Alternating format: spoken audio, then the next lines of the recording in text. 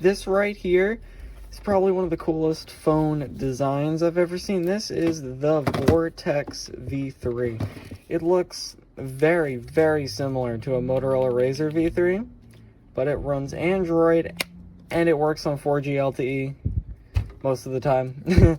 Mine had an issue recently, little X disconnected. I reset it and I just downloaded everything again. Works fine now. So whatever.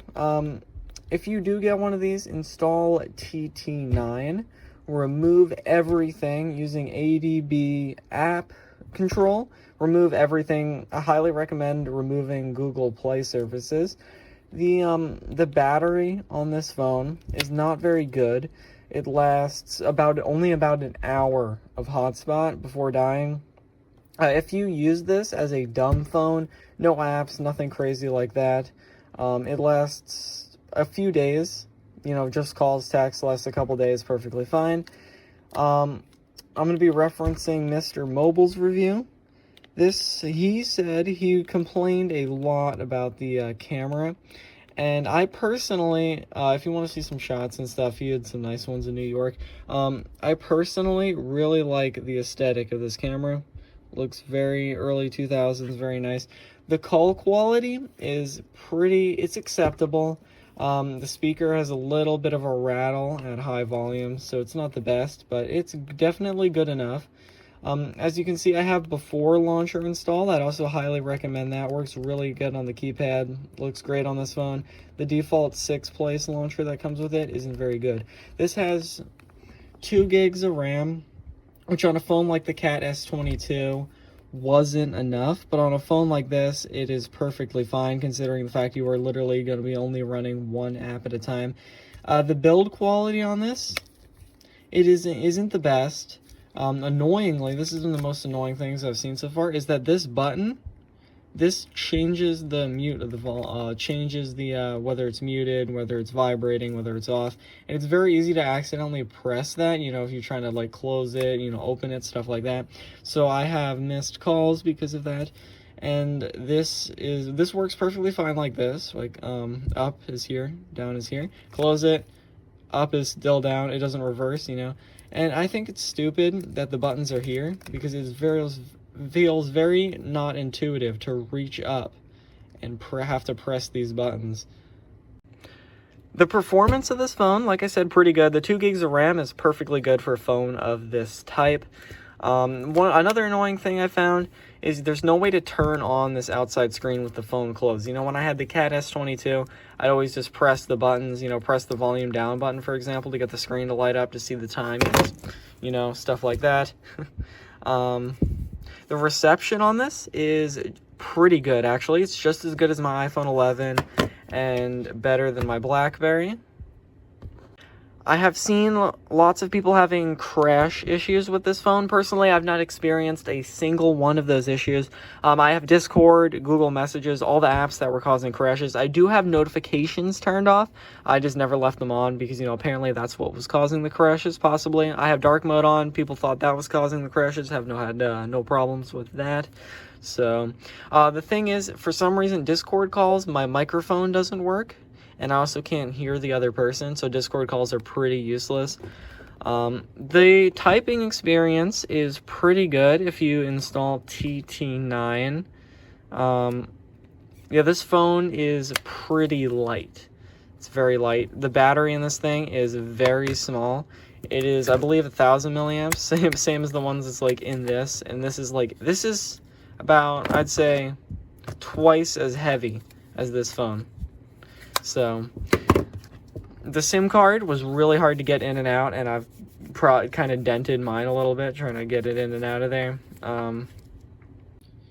The build quality isn't the greatest. Like, if you press here, you can see the entire keyboard flexing the top part isn't held on very well. I've been using this phone for the past week. However, I will probably be going back to my BlackBerry. Social medias. Now, I think this phone is really good if you want a dumb phone. Honestly, I'd recommend it if you want a dumb phone, if you can even get it in stock. You know, no touchscreen. But if you want the smart features, I think definitely get a Cat S22 Flip, you know. This can run social medias, run everything perfectly fine. It is really annoying to use it. like everything I've seen, it recommends connecting a Bluetooth keyboard and Bluetooth mouse to the thing just to set it up. I used ADB App Control. Once again, not sponsored. I really like them though. I was honestly considering buying premium. You can screen share, just plug it in. This actually supports screen share with the phone closed, which is actually pretty cool. Also, you can hold the cursor. Hold the asterisk, and you get a cursor. There's a little thing with custom launchers. This little bar comes up, it says back. Normally, when you're on the home screen, press back. That opens the notification bar. Doesn't work on custom launchers. This before launcher has notifications on the side here. I really haven't had a problem. I've just looked at the icon in the top and just clicked on the app from where it came from, figured it out. I had to use, once again, ADB App Control, the change around the app orientation. That was annoying. Just to screen share. You could also use the keyboard, you know, Bluetooth. You could also use a Bluetooth mouse, you know, that would work too. I personally couldn't get a keyboard and a mouse working through the port wired. I had zero problems with the Bluetooth reception. The Bluetooth reception was fine. There is a fake charm slot, I think it's called, here. There's no hole actually here. It's just meant to look like that. I know that was annoying some people. Alrighty, let's actually do something now, shall we? My phone does not want to, phone does not want to focus on this. Now, new pipe, this works really well with the keyboard. I deleted Google Play services, so no official YouTube. This works very well with the keyboard that is included. It runs quite well, you know. I do not have TT9 installed right now. Oh, this actually has T9 by default. I did not know that. Tech. Okay, so yeah, that's why you install TT9. It's a lot better. Traditional T9, I believe is the name. Okay, that's not what I meant to do. Yeah, this is why you install TT9. Alright, so I tried to search myself and accidentally ended up watching Technoblade somehow, so that's besides the point. Anyway, as you can see, this is 720p. 720p works perfectly fine, which is kind of overkill. The screen quality is pretty good though. Definitely, I don't think it's 720p, but I'm not really sure. The quality is not bad, the screen, you know. The size, it's alright. It's pretty small, I believe smaller than the S22 Flip. Like I said, good dumb phone, not a good smart one.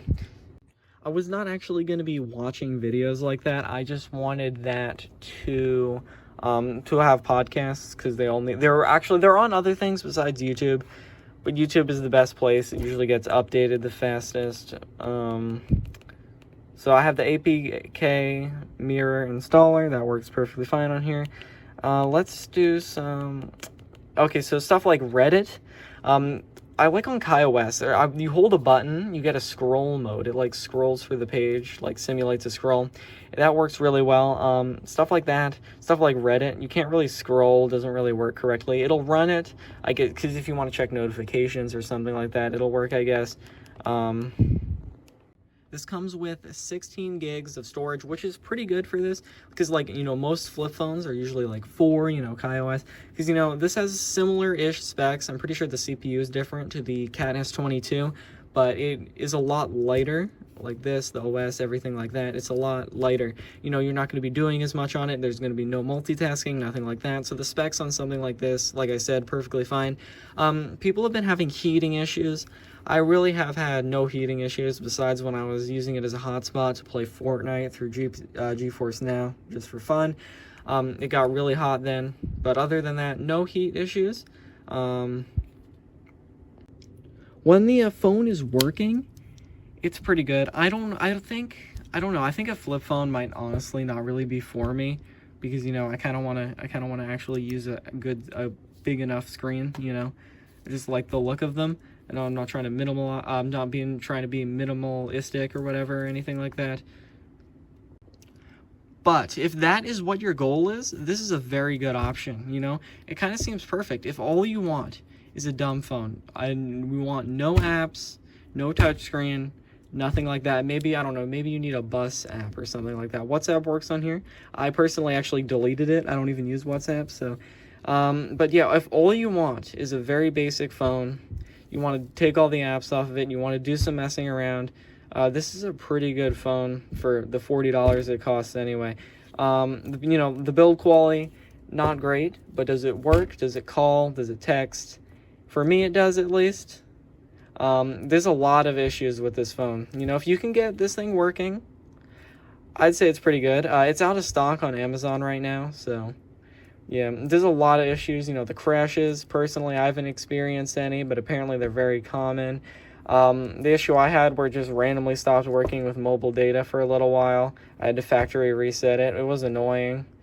Well, I hope you guys enjoyed today's review. Not sure what I'm going to do with this. Might get rid of it, might not. We'll see what happens. Maybe I'll update you, and I will see you all later. Bye.